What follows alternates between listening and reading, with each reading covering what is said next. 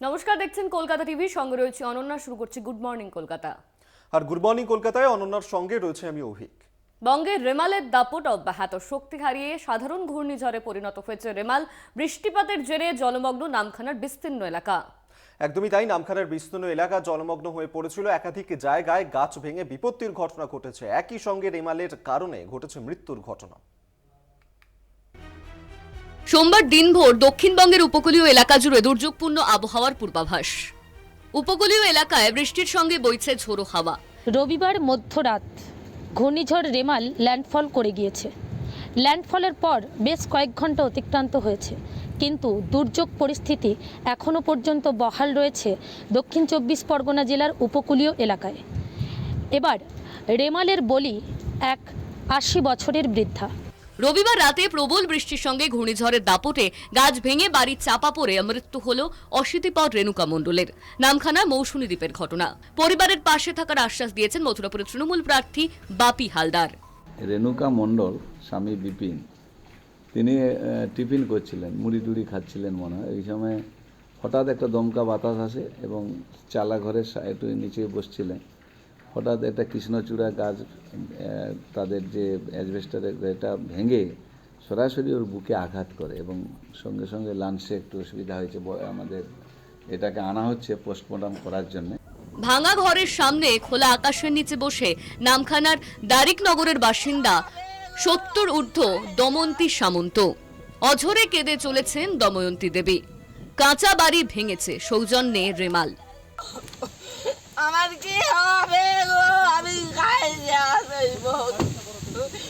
আমি যে পরিবারের কেউ নেই, পাননি আবাসের বাড়িও। রাস্তার পাশে কয়েকটি বাঁশের খুঁটি দিয়ে ত্রিপলের ছাউনির নিচে থাকতেন। আজ সব শেষ। প্রশাসনের কারোরই দেখা মেলেনি বলে অভিযোগ স্থানীয়দের। বাড়িতে কেউ থাকেনি, তো উনি একা থাকে দোকানটায়। আরে ওনার ভাইটাই আছে 10 মাইলে, ওনারা কেউ দেখাশোনা করে না, উনি এখানটায় থাকে একা। আমার অন্যায় কাজে রইব মার রাত একেবারে কি করে হলো এরকম? এই তিরপলের ঘর তো একা একাই ঝড় আসছে না। আবহাওয়া দপ্তরের তরফে জানানো হয়েছে আজ দিনভর দক্ষিণ 24 পরগনা, উত্তর 24 পরগনা, কলকাতা, মেদিনীপুর সহ একাধিক জেলায় ভারী বৃষ্টিপাত চলতে থাকবে। পাশাপাশি গঙ্গাসাগর এবং নামখানাতে একাধিক জায়গায় গাছ ভেঙে পড়ে বিপত্তি। ভেঙে পড়া গাছগুলিকে সরানোর কাজে দ্রুততার সঙ্গে হাত লাগিয়েছে জাতীয় বিপর্যয় মোকাবিলা দল এবং সিভিল ডিফেন্সের কর্মীরা। নদী বাঁধে ধস আতঙ্কে এলাকার মানুষ। নামখানা নারায়ণপুর পঞ্চায়েতের নান্দাভাঙা এলাকায় প্রায় 400 মিটার নদী বাঁধে ধস। মুড়িগঙ্গা ও হাতানিয়া দোয়ানিয়া নদীর সংযোগস্থলেই ধস। দুর্যোগের জেরে নামখানা ব্লক বিদ্যুৎ বিচ্ছিন্ন। তাদের কালকে দুপুরের মধ্যে তাদের আমরা যারা নদীর পাড়ে ছিল তাদের তুলে এনে আমরা সাব সেন্টারে রাখা হয়েছে।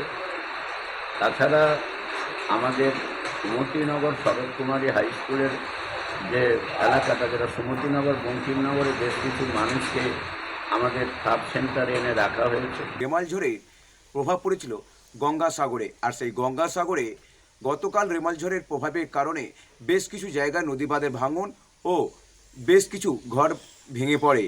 সেই সমস্ত খতিয়ে দেখতে আজ সকালে বেরিয়ে পড়ে সুন্দরবন উন্নয়ন মন্ত্রী বঙ্কিমচন্দ্র হাজরা। নজরদারিতে সুন্দরবন উন্নয়ন মন্ত্রী। কপিলমুনির মন্দিরের আশেপাশের দোকান ও কয়েকটা মাটির ভারী ভেঙে পড়েছে রেমালের জেরে। সুন্দরবন উন্নয়ন মন্ত্রী বঙ্কিম হাজরা চৌরঙ্গীর বিভিন্ন ত্রাণ শিবির ও নদীবাঁধ পরিদর্শনে। নামখানা থেকে কোয়েল মণ্ডল ও মানস প্রধানের রিপোর্ট, কলকাতা টিভি। এখন সময় একটা ছোট্ট বিরতির। গুড মর্নিং কলকাতা নিয়ে ফিরছি বিরতির পর, সঙ্গে থাকুন।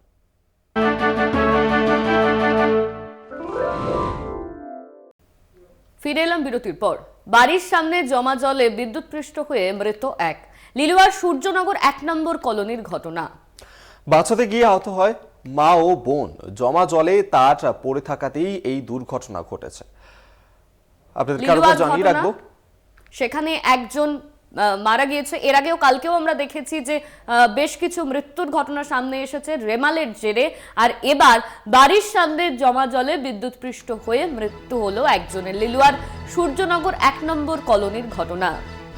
জগন্নাথ সামন্ত আমাদের সঙ্গে টেলিফোনে রয়েছেন, প্রতিনিধি, বিস্তারিত জানবো। জগন্নাথ। কালকে যখন এই যুবক অর্থাৎ প্রসেনজিৎ গুহ নামে 30 বছর বয়স যুবক বাড়ি থেকে বেরিয়ে যখন তার বাড়ির সামনে যে লোহার গেট, সেই লোহার গেট স্পর্শ করে দাঁড়িয়ে যায়, পেছন থেকে বোন এবং মা যখন দেখে যে এতক্ষণ ধরে দাঁড়িয়ে আছে কেন, তাকে যখন টাচ করে তাকে যায় বিদ্যুৎপৃষ্ট হয়ে রয়েছে এবং তারাও গুরুতর আহত হয়, ছিটকে পড়ে তারা সেখানে। তবে যতক্ষণ সময় লাগে তাকে নিয়ে হসপিটালে যেতে যেতে তার মৃত্যু ঘটেছে। তবে যেটা জানা যাচ্ছে যে বাড়ির এই লোহার গেটে যে কলিং বেল ছিল, সেই কলিং বেলের তার খোলা ছিল, সেখান থেকে বিদ্যুৎপৃষ্ট হচ্ছে। রেমালের জেরে বিদ্যুৎপৃষ্ট এই কারণেই বলছে যে বাড়ির সামনে জল জমে রয়েছে, সেই জল লোহার গেট শর্ট হয়ে রয়েছে, বাড়ির সামনে জল জমেছিল, সেই জলের জন্য শর্ট সার্কিট হয়ে গেছে এবং মৃত্যু ঘটলো এবং তাকে স্থানীয় হাসপাতালে নিয়ে গেলে মৃত্যু বলে ঘোষণা করা হয়। চোখের ছায়া লিলুয়া সূর্যনগর 1 নম্বর কলোনির ঘটনা।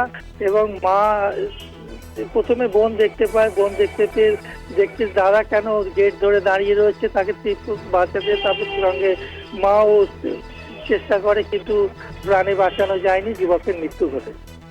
ধন্যবাদ তোমায় জগন্নাথ সামন্ত আমাদের সঙ্গে টেলিফোনে ছিলেন, প্রতিনিধি।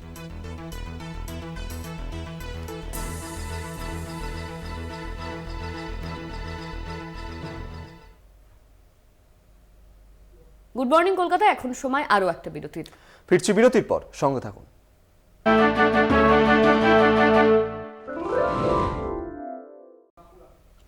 গুড মর্নিং কলকাতা নিয়ে ফিরে এলাম বিরতির পর। জেনারেটরের তারে বিদ্যুৎ স্পৃষ্ট হয়ে মৃত্যু হলো যুবকের। রেমালের জেরে কারেন্ট না থাকায় এই দুর্ঘটনা। পাম্প দিয়ে জল তোলার সময় মৃত্যু, বাঁকুড়ার ইন্দাসের মলকিনির ঘটনা।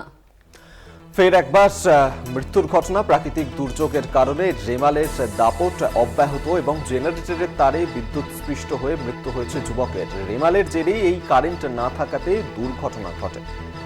পাম্প দিয়ে জল তোলার সময় মৃত্যুর ঘটনা, বাঁকুড়ার ইন্দাসে ফের একবার মৃত্যু রেমালের জেরে।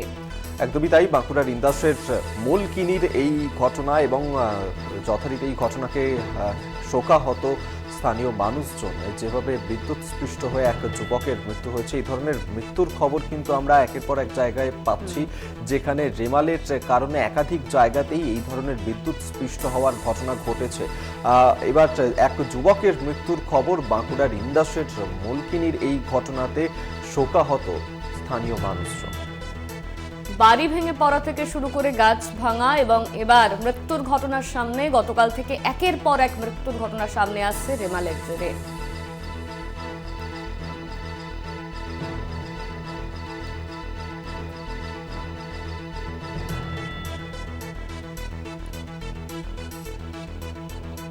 মফিজুল হুদা আমাদের সঙ্গে টেলিফোনে রয়েছেন, বিস্তারিত জানবো। মফিজুল।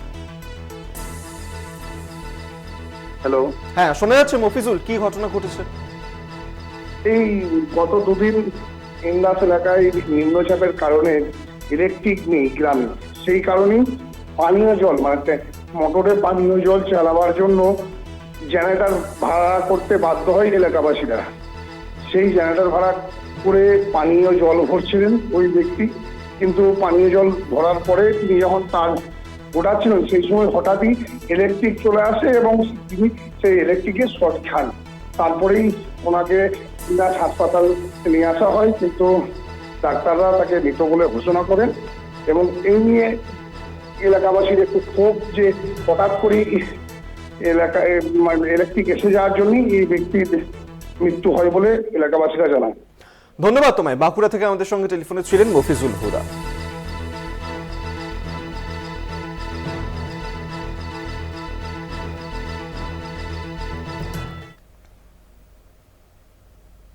গুড মর্নিং কলকাতা আজ এই পর্যন্তই। দেখতে থাকুন কলকাতা টিভি, রাত দিন 7 দিন।